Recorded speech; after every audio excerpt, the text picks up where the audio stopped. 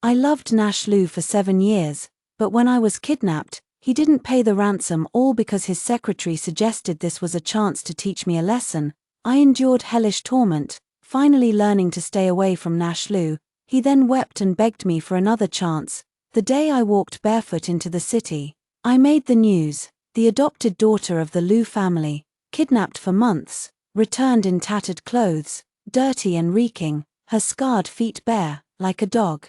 I watched as the media's camera flashes aimed at me, racing against time to capture every moment, while my heart had long become like stagnant water, unable to stir even the slightest ripple.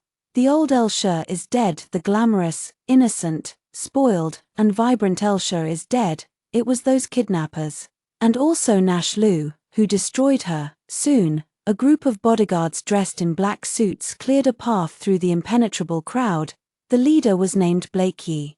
I knew him. During the 7 years I pestered Nash Lu, it was always him who escorted me out of Nash Lu's office and private apartment. Escorted is putting it mildly. It was more like dragging, because I was relentless, and because Nash Lu was utterly disgusted. "Miss Shur, the gentleman is waiting for you in the car. Please come with me." Blake Yi's gaze fell upon me, and he was momentarily startled. He clearly hadn't expected me to be in such a wretched state. I nodded and stepped forward with my injured foot, leaving behind a trail of blood-stained footprints on the road. The pain had long since numbed my nerves, and this short distance was nothing compared to the journey of my escape.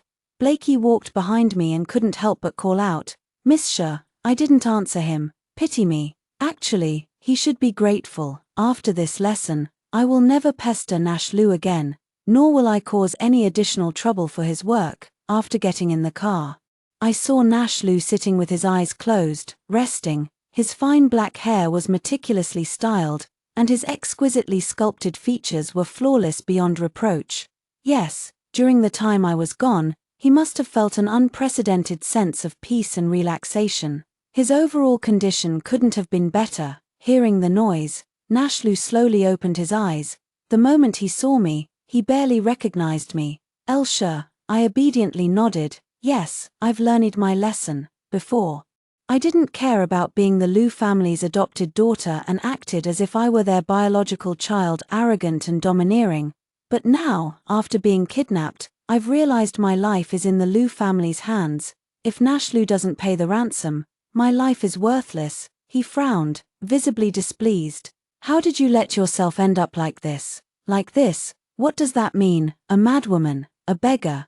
I fled for dozens of kilometers, sleepless day and night. Besides the kidnappers, I had to stay vigilant against man-eating beasts in the wilderness. When thirsty, I drank rainwater. When hungry, I scavenged through trash piles by the highway. Under such circumstances, anyone would go mad, wouldn't they?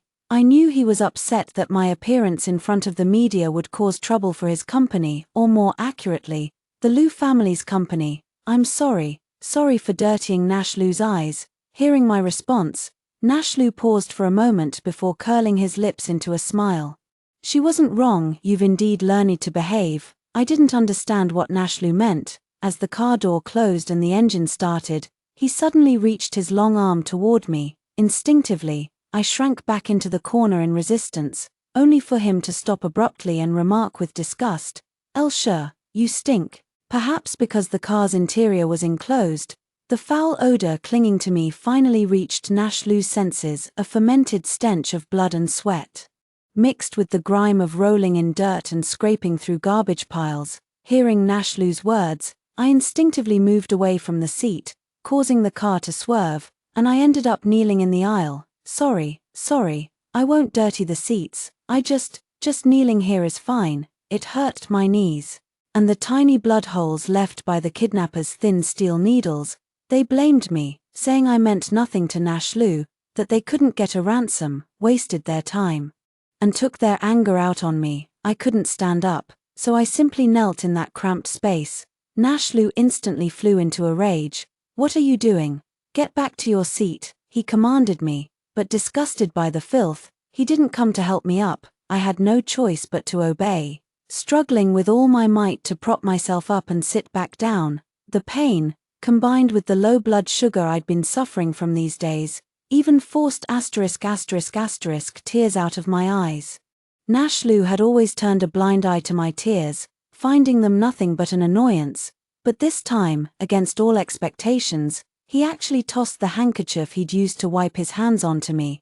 I clutched that clean, pristine handkerchief tightly. In the past, I would have been overjoyed, but now, it only served as a glaring reminder of my own filth and brokenness. Cheng glanced at me through the rearview mirror. I kept my head down, perhaps he had never seen me looking so pathetic and ridiculous before. The car drove back to the Lu residence, where Nashlu ordered someone to take me to the bathroom to freshen up. I refused the maid's assistance, only allowing them to pick out a long dress from my old wardrobe that reached past my ankles. They rummaged for quite a while before finally pulling out a modest, long-sleeved dress from the assortment of fashionable clothes, something resembling a student's uniform. No one had defined what a student should wear, but as I looked at myself in the mirror, I did appear more like a student compared to my previous flamboyant style. Before the kidnapping, I had just received an acceptance letter from a top international design school, but now, 3 months had already passed since the enrollment deadline.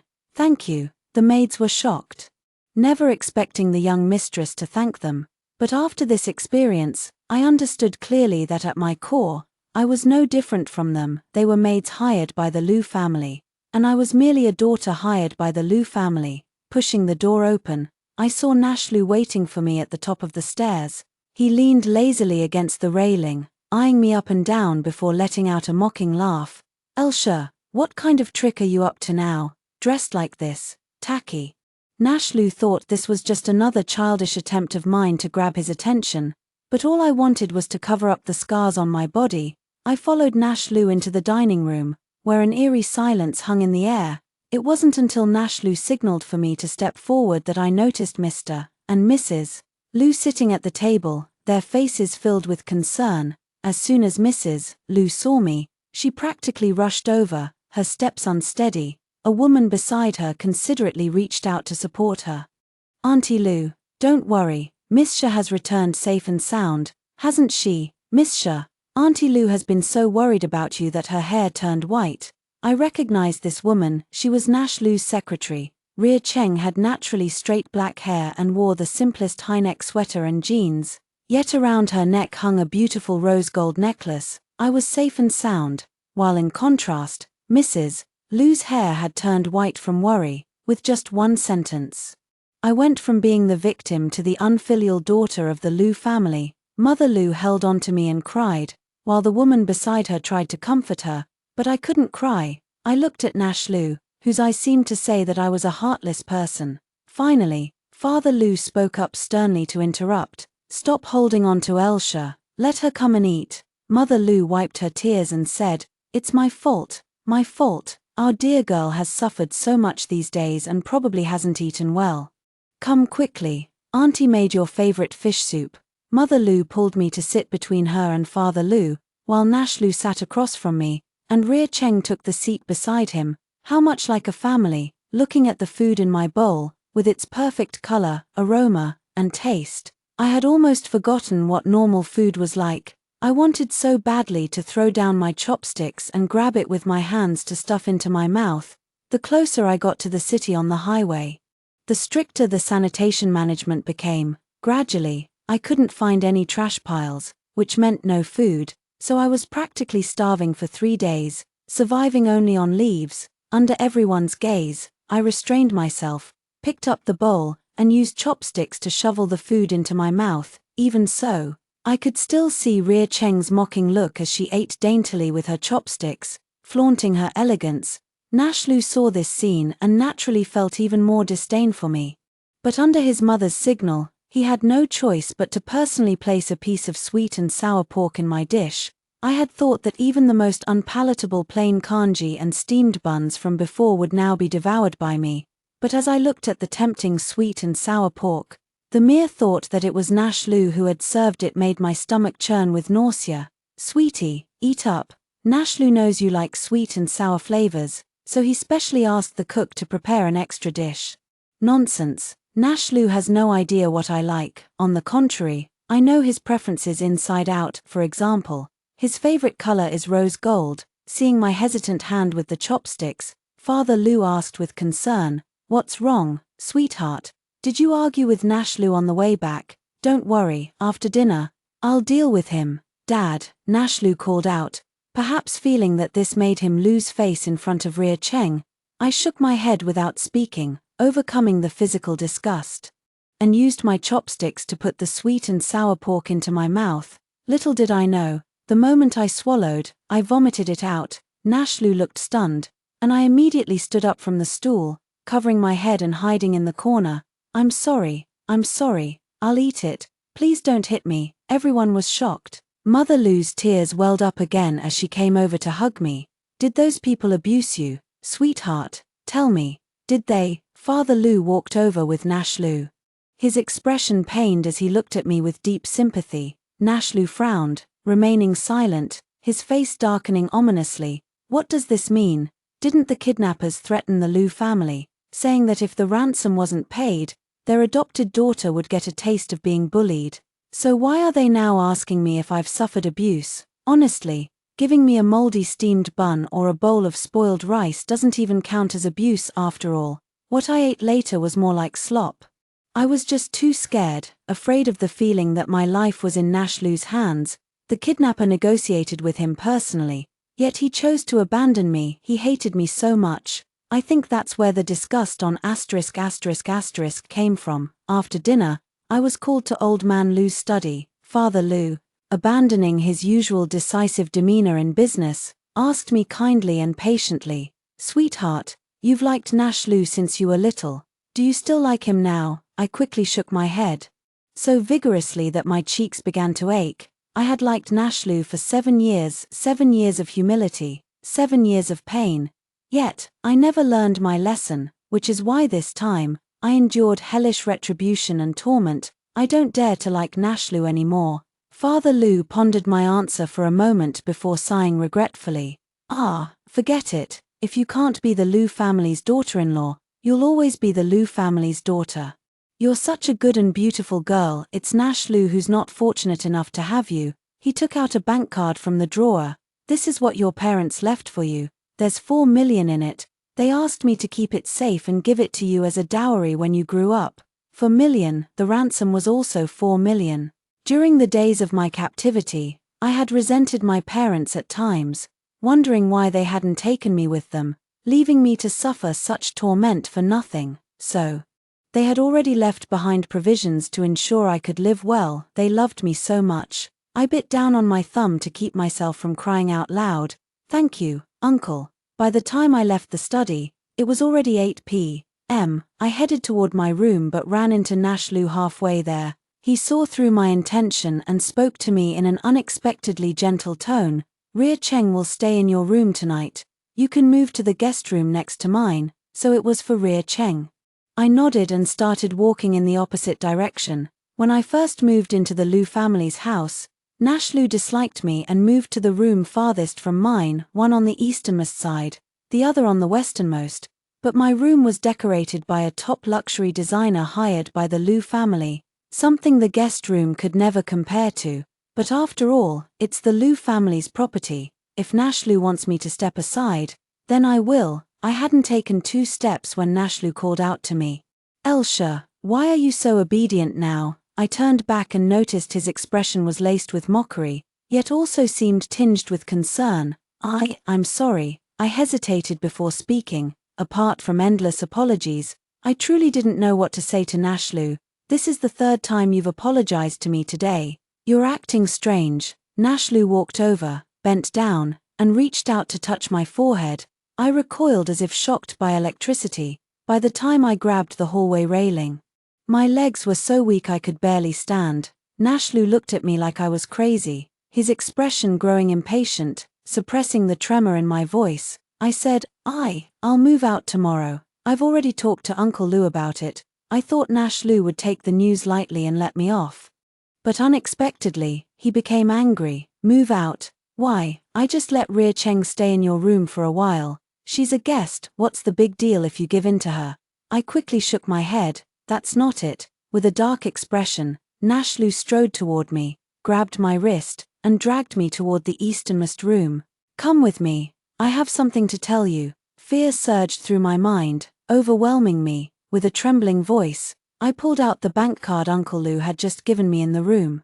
"I'm sorry, I have money. Please don't hit me. I have money. Please don't hit me." Nash Lou turned back in shock, only to find me already collapsed on the ground, my wrist still raised in his grip. "What are you talking about, Elsha?" By now, my lips were bitten purple, as Nash Lou's face loomed closer. I gradually recalled the kidnapper's taunts, a dog of the Lou family, delusional enough to cling to its master. "Brother Nash Lou." "No, Mr. Lou, I won't cling to you anymore, I wouldn't dare."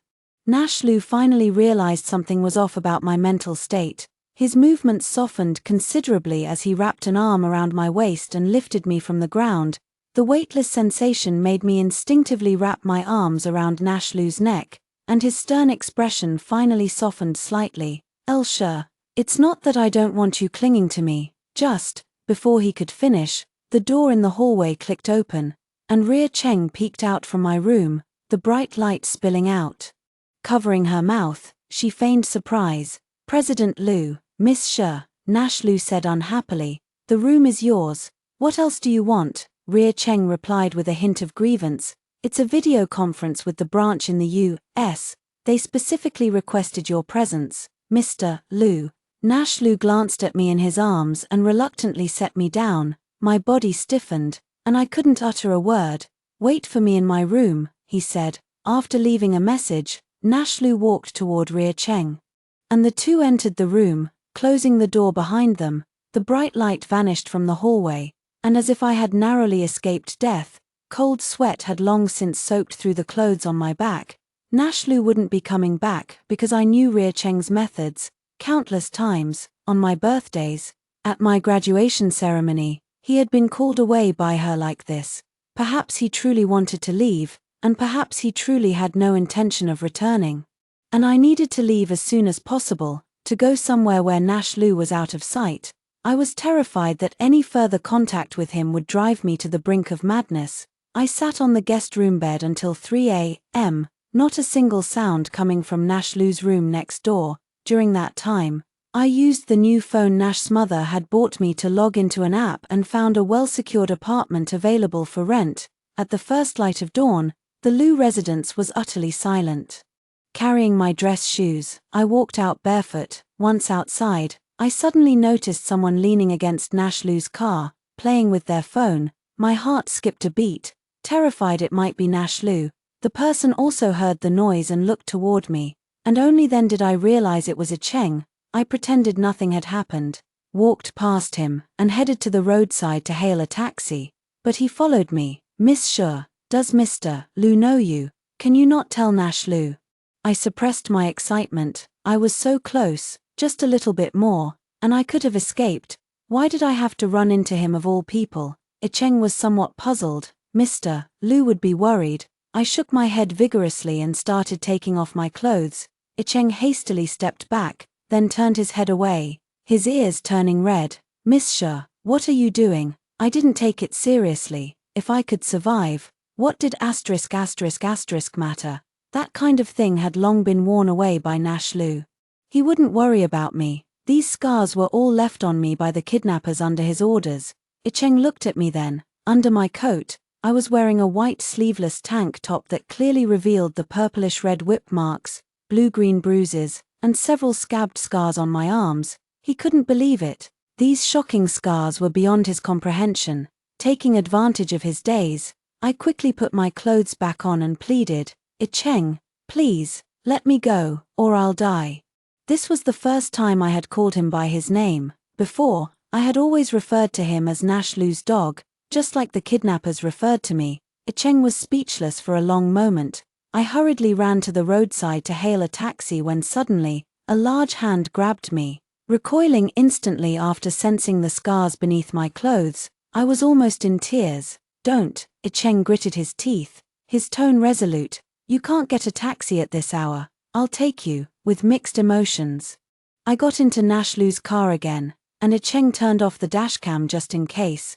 "Bear with it for now, we'll be there soon." He thought I was resisting getting into Nash Lou's car, And indeed I was, but as long as I could escape Nash Lu and the Lu family, enduring this was nothing. When we arrived at the prearranged neighborhood by car, I texted the agent saying I wanted to move in directly, eager to meet his sales target. He arrived early in the morning with the contract and keys. Greeting me with a smile at the entrance, Cheng, concerned, followed me upstairs to check out the apartment. It was a fully furnished loft, and though the space was relatively small, it had all the necessary household items. 120 square meters, it's already the largest apartment in our complex. Whether Miss Xia lives alone or with her boyfriend, it's more than enough space, he said. I looked at Cheng, who remained silent, lowering his head to flip through the contract in his hand. He then asked about utilities like water, electricity, and air conditioning. After confirming there were no issues, he handed it to me. For some reason, I trusted him deeply. Perhaps it was his good-natured tolerance, how he never minded when I punched and kicked him after pulling me out of Nash Lu's office each time. Or maybe it was how, under Nash Lu's orders, he found me in a bar and beat up those men who tried to get handsy. Without hesitation, I quickly signed the contract, pulled out my bank card, and handed it to the agent. He swiped it on the POS machine, flattered me and Cheng with a few words, then happily left. In the empty room, only Cheng and I remained. Suddenly, he seemed a little uneasy. Miss Xia, I should be going back now, I nodded, thinking of writing him a check as thanks. It was my old habit, but then realized my pockets were completely empty. Right, I had left with nothing. I had intended to bring a few personal belongings. But I didn't even expect my own room to be taken over, let alone have access to checkbooks. Cheng, how can I thank you? Cheng was slightly surprised. No need to thank me, I didn't say anything more. Even if he needed my gratitude in the future, I wouldn't refuse. Cheng left. He still had to return to work. Before leaving, he said, "Get some good rest." Of course, I needed to rest. I even had the thought, finally, I can rest, for dozens of kilometers. I slept under the rain shelters in the farmland and on low tree branches. Though I called it sleep, my mind was always on high alert, wary of those who might come to capture me and the wild beasts that could harm me. Back at the Lu family's house, I was constantly waiting for a chance to escape, so when I sat on the soft bed in the guest room, I repeatedly pinched the tender flesh on the inside of my thighs just to stay awake. I took off my shoes and went upstairs to the bedroom, where the large bed had only a bare mattress. Naturally, I hadn't had time to buy any home furnishings yet. Fortunately, this loft came with blackout curtains. I pulled them shut, collapsed onto the mattress, and fell into a deep sleep. Consciousness returned, and I heard the loud banging on the door, echoing throughout the room and the entire hallway. But I had slept for too long. Sitting up from the bed, I didn't move, my limbs as if they hadn't yet relearned how to function. The moment the lock's core hit the floor with a sharp clack, I snapped back to full awareness. Who was it? Is it a kidnapper, or Nash Lu? I quickly searched the room for something to defend myself with, only to find everything bare, so I got up and went downstairs, but in my panic, I stumbled and fell when there were just 1 or 2 steps left. "Elsha," a clear voice rang out. I looked up to see Cheng standing outside my door, holding a shopping bag, panting and looking tense. He rushed over to help me up. "Are you okay?" I was stunned, still unsure what had happened. Outside, the locksmith quickly replaced the door's lock cylinder and packed his tools into his backpack. "Oh dear, young lady. Your boyfriend knocked for 2 hours and you didn't answer." He was so worried. I held my head, feeling dizzy and drowsy. In my sleep, I really didn't hear anything. The locksmith continued, "I heard you have depression, right? Your boyfriend was so worried outside the door, afraid you might hurt yourself. Listen to me. A pretty girl like you can do anything, just don't think of doing something foolish." I looked at Cheng, who seemed a bit embarrassed. He let go of me and walked over to the locksmith. "Master, please don't say any more. I'm not her boyfriend. How much for the lock change?" After taking the payment, the locksmith gave a knowing look, picked up his tool bag, and before leaving, said to me, "Young lady, this guy seems pretty good to me. Why not give him a chance?" Cheng closed the door with a thud, not daring to look at me. "Sorry, I was worried you might be at home, so I called a locksmith, but I didn't say anything." I knew Cheng was a straightforward person, wearing his emotions on his sleeve. He must have been genuinely anxious earlier, which is why the locksmith made that assumption. It's fine, I was just sleeping. Honestly, Cheng didn't need to worry like that. If I weren't someone who valued my life, I wouldn't have clawed my way back from hell. I licked my parched lips. Seeing this, Cheng rummaged through the shopping bag he had hastily thrown on the ground earlier, pulled out a bottle of milk, unscrewed the cap, and handed it to me. I took it and sipped slowly. It was ice cold, as if it had just been taken from the fridge. It seemed he knew that I only ever liked my milk chilled. Cheng glanced around the room before his gaze settled on me, noticing I was still dressed in a long top and skirt. Though slightly wrinkled and disheveled, Cheng asked in confusion, "How long have you been asleep?" I thought for a moment. "More than 2 hours." Didn't he say he knocked on the door for 2 hours? Cheng's expression turned strange as he spoke. "Think carefully, it's been 2 days since you signed the contract." 2 days. I was somewhat surprised to see Cheng in casual clothes, though I distinctly remembered him wearing a suit this morning. Turns out, I had been sleeping for 2 days and nights without eating or drinking. Cheng already knew the answer. He reached out and ran his hand across the table. Sure enough, a layer of dust.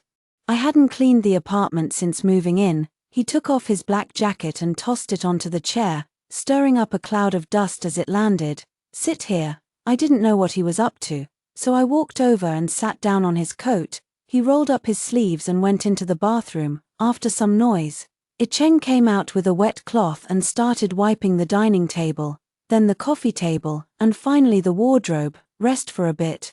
Once I'm done cleaning up, I'll take you out to eat." Take me out to eat. I found it quite novel, especially seeing him do household chores. Cheng is Nashlu's bodyguard, a man who speaks with his fists. Who would have thought he could be so meticulous with housework? About an hour later, Cheng finished mopping the floor, then went into the bathroom to wash the sweat off his face before coming out. "Did you get impatient waiting?" The young man's damp hair dripped with water droplets that trailed down his wild features, outlining a naturally roguish smile. I nodded absent-mindedly, then shook my head. He laughed heartily, walked over as if to pat my head, but then seemed to think better of it and withdrew his hand. "Let's go." I stood up, and he grabbed his jacket. "How about Hangzhou cuisine? Sweet dishes. I've heard those young girls rave about how delicious they are." Those young girls must be employees of Nashlu's company. Cheng sometimes deals with them too. Could he have specifically inquired about the restaurant? Hearing him say that, I also felt a bit hungry. After all, I had slept for 2 days and nights, and that day at the Lu family's place, I didn't eat much and even threw up. But as soon as I took 2 steps, a sharp pain suddenly twisted in my stomach. I rushed to the bathroom, clutching the toilet as I retched. There was nothing left in my stomach to vomit, so all that came up was brown blood. Seeing this, Cheng, who had followed me in, held my shoulders so frail that his hands nearly encircled empty space. Sure. He helped me to the wash basin, where I rinsed my mouth with water. With a serious expression, he asked me, "Have you been to the hospital for a checkup since you came back?" I shook my head. He immediately carried me on his back, grabbed the keys, and went downstairs. I was in so much pain that I couldn't speak. In the taxi, he kept pressing the spot between my thumb and index finger, using his experience to ease the pain in my stomach. "Driver, go faster," Cheng urged. Seeing my condition in the rearview mirror, the driver silently accelerated to the maximum speed. Throughout the entire examination process at the hospital, I was in a daze. It wasn't until the stomach pumping was over that Cheng came to my ward with the report. He sat down by my bed, brows furrowed as he reviewed the medical records. The hospital stool was a bit too low for him, forcing his long legs to splay awkwardly, his knees jutting up high. "Do you want to be hospitalized?" he asked me. "What did the doctor say?" "The doctor said it's not necessary, but then I don't want to. I don't want to live in a place with constant coming and going of people. It feels unsafe." Cheng paused for a moment. "All right. But from now on we must come to the hospital every day for dressing changes and checkups. I can feel that some of my wounds have been treated. During this time, you can only have porridge and liquid food every day." Even without Cheng saying it, I can probably guess 3 months of eating spoiled steamed buns and rice, sometimes starving, sometimes barely fed, must have ruined my stomach. Icheng, but I'm really hungry now. Icheng's eyes were filled with heartache because he had learned from the doctor that I must have eaten something that remained undigested in my stomach, something that couldn't be broken down or vomited out, which was why I needed gastric lavage. He gently placed his hand on my forehead, as if to comfort me, and promised, "I'll make the porridge really delicious, trust me." Okay, Icheng kept his word. His culinary skills were exceptional.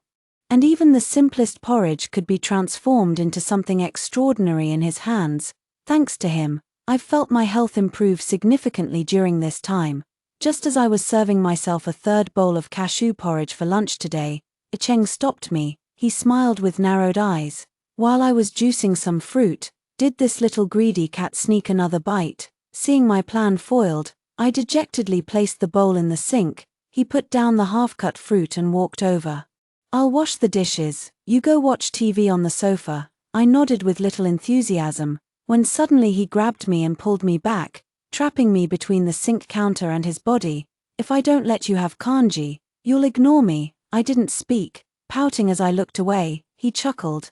"The doctor said starting tomorrow, you can have proper meals. I'll take you out for Hangzhou cuisine." My eyes lit up. "Really, really?" Icheng's expression was full of affection. He let go of me, patted my back, and shooed me to the sofa before bustling around in the kitchen again. Sitting on the sofa, I began fiddling with the bank card my parents had left me. Beyond the money that secured my livelihood, it was also a keepsake of memories. Suddenly, I felt like a blessed child. Their love had never left me, not even before the accident, still planning my future for me. Icheng, as if he were a gift they gave me. I put the bank card away. Since it's a dowry, I must keep it safe. The TV was broadcasting the news. After a brief musical interlude, a glaring headline suddenly caught my eye. The heiress of the Lu Group was kidnapped and later walked barefoot back to the city, appearing deranged, a far cry from her former self. I turned off the TV with a snap, my breathing quickening. I silently told myself that it was all over, that I would never see those people again, never see Nash Lu again, after calming down for a long time. My heart finally returned to its normal rhythm. Just then, the doorbell rang. I guessed it must be Icheng ordering another delivery, since after I moved in, the entire loft had been designed and furnished by him. Without much thought, I got up to open the door, only to see the person I least wanted to see standing outside. Ria Cheng was holding several bags of fruit, and upon seeing me, she beamed brightly. "Miss She, I heard you were hospitalized recently. I came specifically to visit you." I coldly demanded, "How did you know?" Ria Cheng paused, then put on an innocent expression. "Of course, Mr. Lu told me." Thump, thump, thump. My heart pounded like a drum. How did Nash Lu know? Was he watching me? If Ria Cheng knows my home address, does that mean he knows too? Is he coming for me? "Get out." I managed to squeeze out the words. Trying to close the door, Ria Cheng blocked the result, and after being scolded, she finally dropped her pretense with disdain, her eyes turning venomous. "Elsha, Mr. Lu already knows your home address. You'd better move out quickly and stop shamelessly clinging to him." "I didn't," Ria Cheng snorted. "Didn't? Those kidnappers hurt you badly, didn't they? I heard they used sticks, whips, and even the curling iron you had in your bag that day must have been painful when it burned your skin. They fed you spoiled food, the kind even dogs wouldn't eat, yet you swallowed it." My pupils contracted sharply, and I nearly lost my balance. The memories I least wanted to relive were brutally exposed by Ria Cheng. How did you know?" Ria Cheng looked smug. "It was my idea to delay Mr. Lu's payment to teach you a lesson. Who asked you to be such a spoiled, arrogant young lady, shamelessly clinging to him? So, I hinted to those kidnappers, the harder they beat you, the sooner the money would arrive." I was on the verge of collapse. Why? How could she do this? How could Nash Lu do this? The last thread of sanity in my mind snapped. Like a madwoman, I grabbed Ria Cheng, biting her, trying to drag us both down the stairs to perish together. Icheng, hearing the commotion inside the house, ran to the door. "Elsha." I couldn't hear any sound in my ears, I had only one thought: to kill Ria Cheng. Cheng forcibly separated us, holding me in his arms. I couldn't stop crying as he ruthlessly pushed away Ria Cheng, who was lunging at us again. Ria Cheng crashed into the stair railing with a loud thud, too hurt to stand up. "What are you doing?" a stern voice interrupted us. Nash Lu, still impeccably dressed in his suit, made his entrance with his usual composure, forming a stark contrast to every moment of my wretchedness. How pitiful I was. After Nash Lu came upstairs and saw me leaning into Cheng's embrace, his expression darkened further. He turned to help Ria Cheng up. "Mr. Lu, I was just kindly visiting Miss Xia." But who knew she wouldn't appreciate it and even rushed to hit me? "Perhaps it's because I discovered she's living with Assistant Yi, living together." Nash Lu's anger flared. Cheng didn't speak, just kept holding me and patting my shoulder. When he saw my emotions had stabilized somewhat, he tried to take me back to the room, but was blocked by Nash Lu. "Xia, stop making a scene. Come home with me." His tone was commanding. Nash Lu still believed I was the one causing trouble. He tried to pull me out of Cheng's embrace, but was pushed back by Cheng. "Mr. Lu, this is Xia's home." "Xia, you call her quite affectionately. Is this your reason for resigning?" Cheng resigned. I looked up, but could only see his sharply defined jawline, as both sides were at a standoff. Ria Cheng suddenly cried out in pain. "President Lu, it hurts so much." Nash Lu glanced at me, then at Ria Cheng, and finally turned around to pick Ria Cheng up. As he left, he threw back a line. "Xia, I'm giving you one last chance. If you don't come home this time, you'll never need to return." I was trembling with fear, and Cheng whispered in my ear, "Don't be afraid, I'm here." After Ria Cheng's last outburst, I decided to move. My original intention was to make sure Nash Lu could never find me again, but somehow, my every move still seemed to be under his watchful eye. Cheng never refused any of my requests, but at the moment, there were no suitable properties available. "How about going to my place first?" Nash Lu already knew this address, and Cheng was afraid that Nash might come looking for me during his absence. "Your place," I echoed in response. Cheng still blushed easily, but he had made some progress. At least now he dared to meet my gaze in such situations. Don't overthink it. My place has 2 bedrooms, so there's enough space, but we can't keep living in 2 separate bedrooms forever. It's like this at my place, and the same at his. When will we finally make this cohabitation that Ria Cheng keeps talking about a reality?" Cheng's eyes widened slightly, as if I'd said something shocking.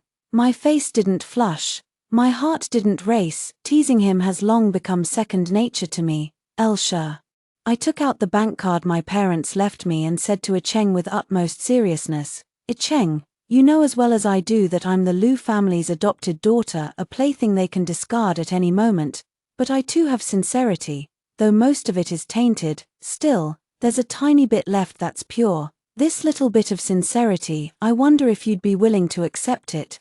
Cheng's eyes reddened as he replied cautiously, "Xia, your sincerity will always be pure. Even if it's just a little, I'd consider myself fortunate to have it." Moved, I embraced him. After a long while, I finally remembered to place the bank card in his hand. "Dowry." Cheng looked embarrassed for a moment. Though it was a dowry, it felt more like I was giving him a betrothal gift. He laughed and said, "Sweetheart, take it back. A dowry should be kept in your own hands." "Oh, so the dowry should be kept in one's own hands?" Cheng pulled me back into his arms and whispered in my ear, "The dowry is yours, but so is all the household money from now on." Home, I love this word. Fortunately, there wasn't much to pack. After Cheng spent a day organizing, we moved. His house was as clean and tidy as I had imagined. I stood at the doorway of Cheng's bedroom, observing. As the scent of citrus drifted in through the half-open window, fragrant and pleasant. "What are you standing there for? Go in." Cheng patted my head from behind, happily. I threw myself onto his bed, soft and comfortable. Cheng lay down beside me. After a busy day, I found myself feeling somewhat tired without realizing it. "Let's sleep." I nestled my head into the soft pillow, holding Cheng's slightly rough hand, and drifted into slumber. When I woke again, it was already dark. In the bedroom, the bedside lamp was on, casting a dim light. Yet, Cheng was still working on something with his laptop open. Seeing me awake, he quickly closed his laptop, pulled out the USB drive, and then handed me the silver ear mushroom soup from the bedside table. It was still warm. After drinking the soup, I fell asleep again. The next day, Cheng was nowhere to be seen by the bed. For 3 consecutive days, I followed Cheng's recipes on the fridge, taking out the pre-made meals he had stored in the refrigerator. The food was bland and tasteless. I miss Cheng so much, but I don't know where he's gone or what he's doing. On my phone, there isn't a single missed call. Instead, there's a whole page of calls I've hung up on, familiar numbers I once knew by heart. I thought about going out to look for him, even considered filing a report at the police station. But if the police couldn't even find the criminals who kidnapped me, how could I trust them? Dazed, I stepped outside. As I wandered to the alley entrance, someone suddenly pulled me into a car. When I woke up again, I was back in my own bed, to be precise. It was a room in the Liu residence. The room was dim, with moonlight streaming through the window, but I could see a figure sitting in the darkness, staring at me. Terrified, I hid under the covers, and the person quickly turned on the light and came over to comfort me. "Elsha, I just wanted you to sleep well. I'm sorry for scaring you." The voice was like a demonic spell. I hesitated before pulling down the blanket. My whole body chilled. "Liu, President Liu."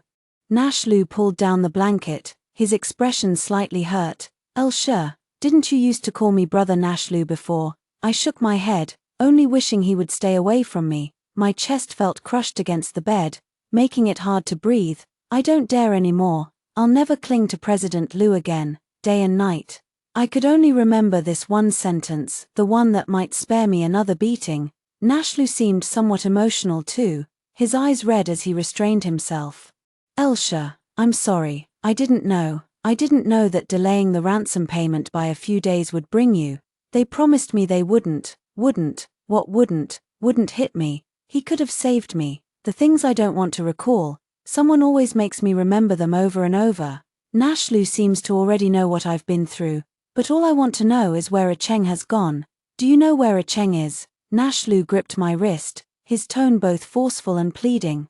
"Elsha, forget about him. Can we start over?" Hearing those words, I could no longer control myself. I stood up and shook him off, my waist hitting the corner of the table in the dimly lit room. "Elsha," I knelt down, just like I had in Nash Liu's car the day he came to pick me up. "President Liu, please give Cheng back to me. He's all I have left. I beg you, I beg you." Nash Liu tried to come over and hold me. "Elsha, your knees are wounded. Get up and talk. Okay."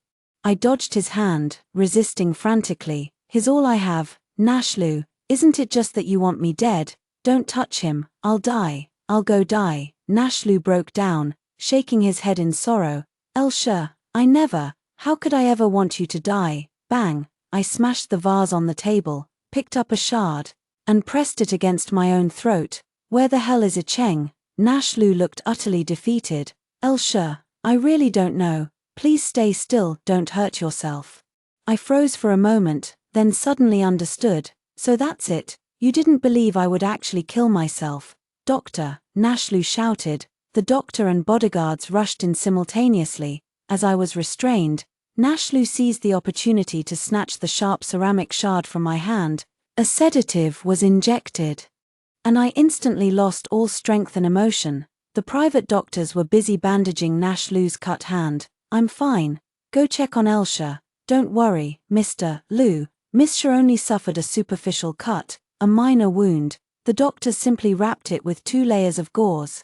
But Miss Sha's psychological trauma is quite severe and requires proper treatment." "I understand. Thank you." After some busy work, only Nash Liu and I remained in the room again. I lay on the bed, staring blankly at the ceiling, my consciousness seemingly floating outside my body. Nash Liu, seeing me like this, nearly choked up. "Elsha, please give me a chance to atone. I'll make it up to you properly." The sedative seemed quite effective, with a heart now calm as still water. Even the most terrifying memories could resurface. Make it up to me. Yes, compensation. How to compensate? Let me think. Nash Liu seemed to see a glimmer of hope and excitedly grabbed my hand. I was kidnapped for 3 months. At first, they thought I was valuable and treated me decently, just scaring me every day, saying they'd leave my body in the wilderness if they didn't get the money. Oh, right back then, they'd throw me half a plain steamed bun each day. I couldn't stomach it, but little did I know, I'd soon lose even that meager ration. Later they called you and told me to scream more pitifully. Do you remember what you said? You said it sounded awful and to contact your secretary if there was anything. Not long after hanging up, one of them kicked me in the stomach, and I fell to the ground with the chair. Gradually, they became more and more brazen, realizing that beating someone like me, a young lady from a good family, wouldn't matter anyway, since no one cared, so they started punching and kicking me every day, venting their anger on me at the slightest provocation. I saw Nashlu's body begin to tremble. Can't handle it already, what's next then? Later, when they couldn't get the money, they slowly lost their patience. Whips, steel needles, clubs, and even the curling iron I had in my bag that day, they electrified it and pressed it against my skin. You could smell the burning flesh, with every word spoken. Nashlu became more distraught. He hardly dared to look at me, yet feared I might vanish in the blink of an eye, torn and tormented. But I didn't care. Why put on such an act, Elsha? Why didn't you wait for me to pick you up? If you had told me, I would have killed them. I tilted my head slightly, offering a hollow smile. The ransom never arrived. You know, they said they'd kill me. And do you know what? In that moment, I actually thought, finally, I could be free. I could even see my parents' faces, waiting for me on the other side. But they told me to live on. I don't know where I found the strength, but I managed to escape, first through a forest, then farmland, and finally reached the highway. I slept under sheds, in trees, eating leaves and drinking rainwater. If I was lucky enough to find a garbage dump, I'd eat the same things they often fed me, spoiled food. Like this, I walked for days and nights, dozens of kilometers, just to return to you, and the first thing you said to me was, "How filthy." Ha ha. Nashlu could no longer hold on and collapsed to his knees. His eyes were terrifyingly red as he looked at me, utterly despairing. Elsha, I'm sorry, I didn't know about the ransom, didn't know this was how you came back. Nashlu, can you and Ria Cheng endure even a fraction of what I went through? You can't make it up to me, but I forgive you, really. Nashlu trembled in disbelief, clutching my hand. Really? As long as you give Cheng back to me. That night, Nashlu stood by my bedside for a long time, his eyes sunken, weathered by life's ups and downs. He still claimed he didn't know where Cheng was, so I didn't want to talk to him anymore, until his phone rang. He tucked in my blanket and left with a lonely figure. I stayed at the Lu residence, unable to go out. A psychiatrist would come to my room every day for therapy. The doctor was a beautiful older sister who never pressured me about my past. Instead, she would tell me interesting stories every day. Later, I was willing to trust her and took the initiative to speak to her. Asking if she had a lover, she said yes and showed me the diamond ring on her hand, happily mentioning that they were about to get married. I congratulated her and told her about my relationship with Cheng, to which she expressed her relief. That night, I sat by the bed, gazing at the moon for a long time. Subconsciously, I wanted to check if Cheng had contacted me, only to remember that my phone had long been confiscated, so I could only gaze at the moon. And as I kept looking, I pushed open the window and jumped down. The smell of disinfectant in the hospital was unbearable. I woke up with a headache, feeling as if every bone in my body was about to fall apart. The argument outside the hospital room grew increasingly intense, gradually reaching my ears. No wonder Nan hasn't been close to us since she came back. She must think we abandoned her. Nashlu, how could I have given birth to such a mixed breed like you? How am I supposed to explain this to your uncle and Aunt Sha? Dad, Mom, I didn't expect this either. I just wanted her to behave. Slap. A crisp sound of a hand striking flesh echoed, followed by a few muffled groans from Nashlu. I thought Uncle Lu had hit him again, until I heard Aunt Lu's scream, "Assistant Yi Cheng." I tried to get out of bed but fell to the ground. Oh, turns out my leg was broken. My room in the Lu residence was only 2 stories high.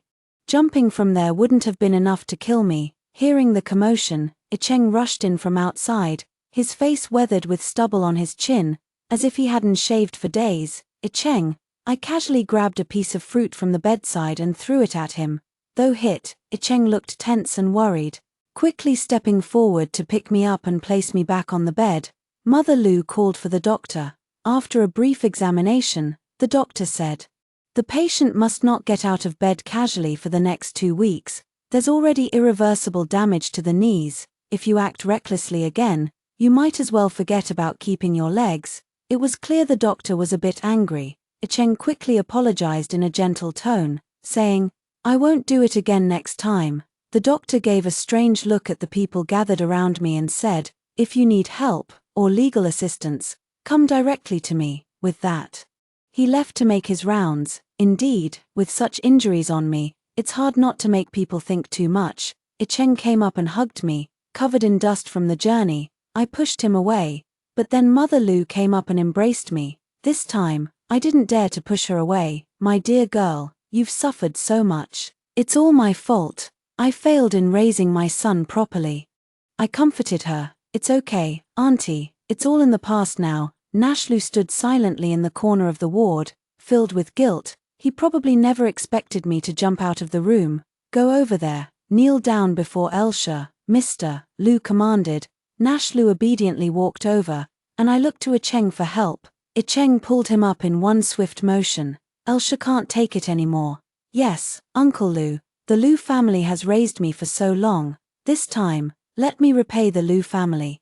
Upon hearing this, Mother Lu cried even louder. "Sweetheart, are you trying to draw a line between us?" I shook my head, not to distance myself from them, but from Nashlu. "Uncle Lu, Auntie, I was immature before and caused you trouble. My parents passed away very early, and I'm grateful to you for raising me. In my heart, you are just like my real parents." Uncle Lu couldn't hold back his tears either and came over to pat my hand. "It's the Lu family who let you down," he said. After a long conversation, the Lu parents left, saying they wanted me to rest and recover and that they would visit again tomorrow. Nashlu stood outside the door, unwilling to leave for a long time. "Elsha, we can never be together again, can we?" Hearing this, Icheng still wanted to go up and hit him, but I held him back. "Millimeter him. 7 years is too bitter. Nashlu, how many 7 years does a person have in this life?" After being discharged from the hospital, Icheng took me to the police station. With his help, all the criminals who had kidnapped me were arrested. "Hey, I heard that after Captain Yi retired, he became a bodyguard for a wealthy family. How come he's back to his old job this time?" "Ouch, haven't you heard? Captain Yi caught the eye of the young lady from the wealthy family, and then she got kidnapped. Of course, Captain Yi had to throw punches for love." As the person involved, I sat in the corridor outside, eating the mung bean cake Icheng bought me, while listening to my own gossip. "Little sister, why are you sitting here alone? Where are your family members?" I pointed inside the room. Icheng came out with a dark expression. The 2 police officers immediately stood at attention and saluted. "Captain Yi, you too. Stop spreading nonsense all day long." Yi Cheng pulled me up from the chair. The officer widened his eyes, watching as the little sister turned into his sister-in-law. "Why not spread it? I think it sounds quite nice." Icheng, police officer. After retiring, Icheng participated in this case as an act of civic bravery. After completing the mission debriefing, he even received an honorary title. He felt somewhat embarrassed, as he had also harbored some personal motives. What's there to be embarrassed about? Doing something like this will get you into our family genealogy. Icheng held an umbrella for me as we bought groceries and walked home. "The Shi family even has a genealogy." "Yep, alright then, you must write about this for me. Or perhaps I should just offer incense to Uncle and Auntie tonight. Writing a letter is too slow." After Icheng returned, he spent quite some time comforting me. When I learned that he had heard the police suddenly had a mission and didn't have time to wake me before rushing out in his clothes, I was still shaken by the thought. He said it was fortunate there was a week's worth of food in the fridge, and that he should have been back within a week. He never expected I would go out looking for him and end up being taken back to the Lu residence by Nash Lu. Before dinner, I curled up on the sofa, holding my ID card in one hand and checking my phone with the other. In the kitchen, Icheng chopped vegetables while chatting loudly with me. Ria Cheng has been arrested, and the court has already filed charges against her. Millimeter. Nash Liu is suspected of intentional homicide and might also be summoned for questioning. Yeah, I'll write a letter of understanding later. At some point, the sound of chopping in the kitchen stopped, and Cheng came up behind me, suddenly wrapping his arms around me. Writing a letter of understanding already? How about showing some understanding for me? I glared at him, and Cheng sheepishly admitted his mistake. I checked the almanac, and tomorrow is a good day. Cheng found my missing slippers in the bedroom and brought them to the sofa to put them on for me. Auspicious for marriage. I kicked him lightly. What? Bring your ID card tomorrow and come with me to the Civil Affairs Bureau. Cheng suddenly straightened up, overjoyed like a puppy, hugging me tightly and nuzzling vigorously. I knew it. You're the best to me. On the day we registered our marriage, I made sure to inform Lu's parents. In the evening, I took Cheng and the letter of understanding to the Lu family for dinner. Now, I can still only eat a little of the main meal, not to mention Cheng, who feels justified in his position, watches over me even more strictly. Mother Lu held my hand and asked with a smile, "Sweetheart, when do you want to have the wedding? Let Auntie know in advance so she can prepare early." Father Lu took out a pair of jade ruyi pendants, clearly of great value. "Your aunt had these pendants made when you turned 18, just waiting for this day." I accepted them and thanked Father Lu. Nash Lu was absent the entire time. As I was leaving the Lu residence, I suddenly felt someone watching me from behind, but when I turned around, there was no one there. "What's wrong?" Cheng asked me. "Nothing much." Nash Lu stood in the darkness, holding a photo frame, nearly in tears. Inside was a picture of him in his youth with a girl, the radiant Elsha. The spoiled Elsha, the Elsha whose eyes were full of him, that Elsha would never come back.